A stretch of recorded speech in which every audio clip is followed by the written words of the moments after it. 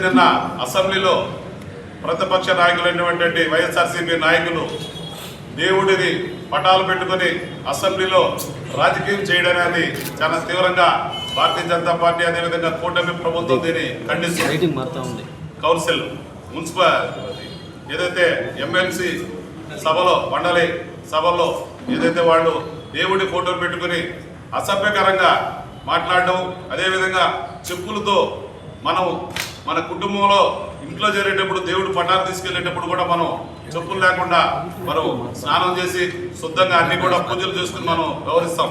అటువంటి దేవదేవుడు అనేటువంటి వెంకటేశ్వర స్వామిని అగౌరవపరుస్తూ అసెంబ్లీలో శాసన మండలిలో చేసినటువంటి దుర్మార్గాన్ని తీవ్రంగా ఖండిస్తున్నాం. అదేవిధంగా చివరలో వాళ్ళ కార్యక్రమాన్ని పూర్తి చేసుకున్న తర్వాత ఆ పటాలన్నీ కూడా ఏదైతే చెత్త కుప్పలో పారేసినట్టు దేవుడి మీద గౌరవం లేనటువంటి వాళ్ళందరూ కూడా ఎక్కడంటే అక్కడ పారేసి వాటిని కాళ్ళతో చేతులతో తొక్కడం గందరగోళం చేసినటువంటి పరిస్థితిని మనందరం కూడా నిన్న చూడడం జరిగింది. దీన్ని మనం తీవ్రంగా ఖండిస్తున్నాం. ఏదైతే దేవుడికి ఇవ్వాల్సినటువంటి గౌరవాన్ని కనీసం ఇవ్వలేనటువంటి వాళ్ళు నైతికంగా వెంకటేశ్వర స్వామికి క్షమాపణ చెప్పాలని చెప్పి కోరుకుంటూ